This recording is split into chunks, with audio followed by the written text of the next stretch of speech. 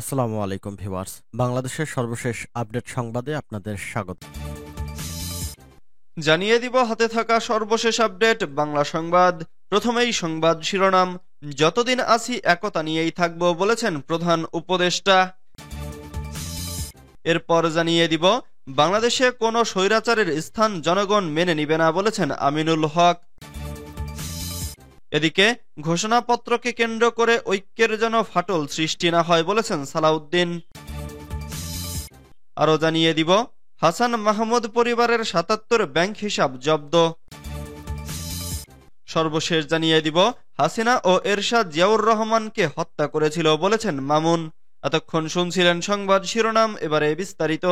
তবে অনুরোধ থাকবে ভিডিওটিতে একটি লাইক করবেন এবং কমেন্ট করে জানিয়ে দিবেন কোন জেলা থেকে আপনি আমাদের এই ভিডিওটি দেখছেন।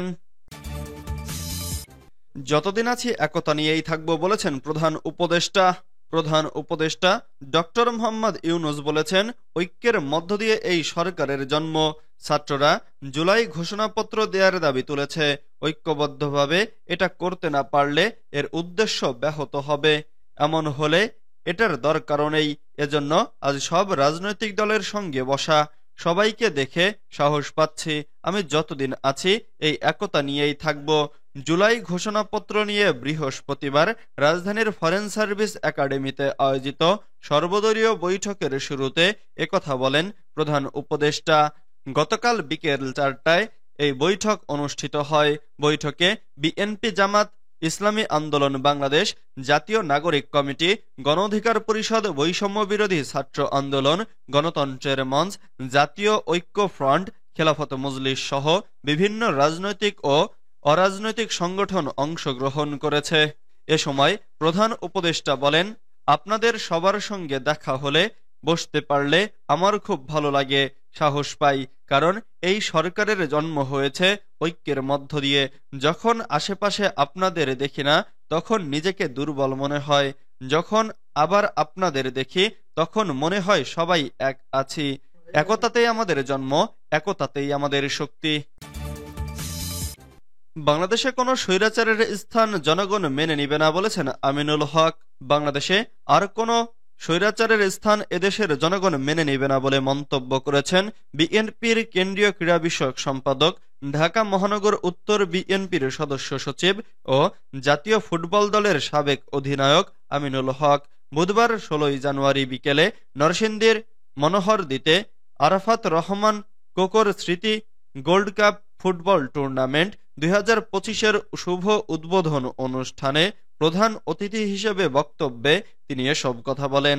আমিনুল হক বলেন, যারা আমার ভাইকে গুলি করে হত্যা করেছে, বোনকে গুলি করে হত্যা করেছে, যারা আমার ভাইদের গুম করেছে, যারা গত ছাত্র জনতার গণঅভ্যুত্থানে আমাদের বহু ভাইদের গুলি করে হত্যা করেছে, তাদের স্থান কখনো বাংলাদেশে হতে পারে না। তিনি বলেন, গত ১৭ বছরে আওয়ামী স্বৈরাচারী সরকারের ফ্যাসিস্ট ভয়াবহ আচরণে তারা শুধু দেশের ক্রীড়াঙ্গনেই ক্ষতিগ্রস্ত করেননি, তারা পুরো বাংলাদেশের প্রত্যেকটি রাষ্ট্রীয় প্রতিষ্ঠানকে দলীয় ও রাজনীতিকরণের মাধ্যমে ধ্বংস করে দিয়েছে। ঘোষণাপত্রকে কেন্দ্র করে ঐক্যে যেন ফাটল সৃষ্টি না হয় বলেছেন সালাউদ্দিন।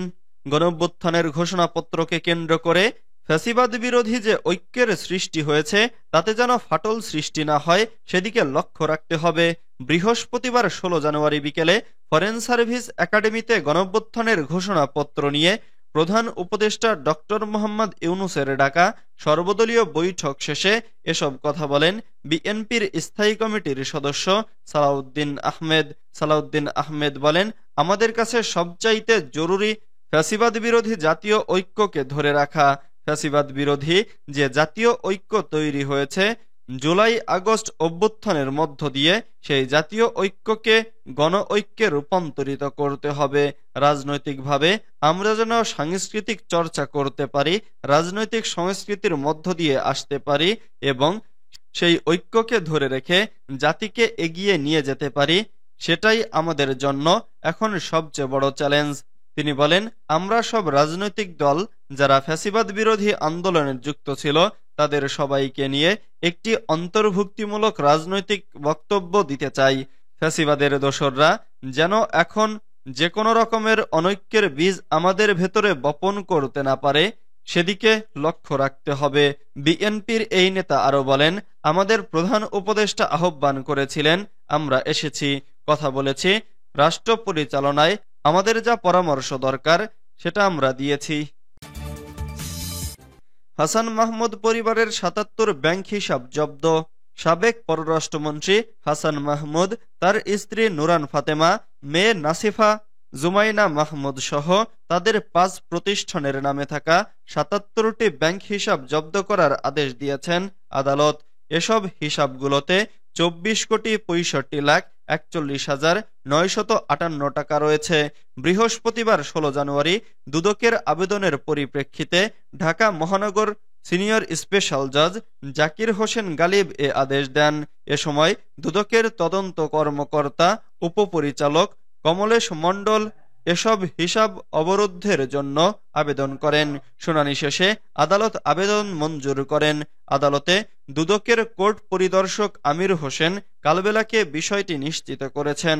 ব্যাংক হিসাবগুলোর মধ্যে হাসান মাহমুদের ৮টি, নুরান ফাতেমার ১৪টি, নাফিসা জুমাইনা মাহমুদের ৬টি, হাসান মাহমুদ ও স্ত্রীর জয়েন্ট অ্যাকাউন্ট ৩টি, বিসমিল্লাহ মেরিন সার্ভিসের ৩৪টি, বিসমিল্লাহ মেরিন সার্ভিসের ম্যানেজমেন্ট অ্যান্ড হোল্ডিংস ৬টি, অস্ট্রেলিয়া বাংলাদেশ সেলার পাওয়ার লিমিটেড ৩টি, সুখী বাংলাদেশ ফাউন্ডেশন ২টি ও বিসমিল্লাহ মেরিন সার্ভিস জেএএস লিমিটেডের একটি ব্যাংক হিসাব জব্দ করা হয়েছে। হাসিনা ও এরশাদ জিয়াউর রহমানকে হত্যা করেছিল বলেছেন মামুন। শেখ হাসিনা ও এরশাদ জিয়াউর রহমানকে হত্যা করেছিল বলে মন্তব্য করেছেন ছাত্রদলের কেন্দ্রীয় সংসদের সাবেক ভারপ্রাপ্ত সভাপতি ও বিএনপির জাতীয় নির্বাহী কমিটির সদস্য মামুনুর রশিদ মামুন। বৃহস্পতিবার ১৬ জানুয়ারি বিকেলে নোয়াখালীর চাটখিলে ভীমপুর বহুমুখী উচ্চ বিদ্যালয় মাঠে অনুষ্ঠিত উন্মুক্ত আলোচনা ও শীতবস্ত্র বিতরণ অনুষ্ঠানে প্রধান অতিথির বক্তব্যে তিনি এসব কথা বলেন। তিনি বলেন, আওয়ামী লীগেরই অভ্যন্তরীণ কোন্দলের কারণে তৎকালীন সেনা বিদ্রোহে শেখ মুজিব ও তার পরিবারের বেশ কিছু লোকজন নিহতের মাধ্যমে বাংলাদেশের মানুষ গণতন্ত্র ফিরে পেয়েছিল। সেদিন গণতন্ত্র, বাক স্বাধীনতা এবং রাজনৈতিক অধিকার ফিরিয়ে দিয়েছিলেন আমার নেতা শহীদ প্রেসিডেন্ট জিয়াউর রহমান, যার ফলশ্রুতিতে শেখ হাসিনা আওয়ামী লীগ করার সুযোগ পেয়েছিল। কিন্তু দুর্ভাগ্যবশত শেখ হাসিনা ভারত থেকে যেদিন বাংলাদেশে আসলেন তার কয়েকদিনের মাথায় শেখ হাসিনা ও এরশাদ ষড়যন্ত্রের মাধ্যমে আমার নেতা জিয়াউর রহমানকে হত্যা করেছিল। এরপরে আন্দোলন সংগ্রাম করে আমার নেত্রী বেগম খালেদা জিয়া আবার গণতন্ত্র প্রতিষ্ঠা করেছিল।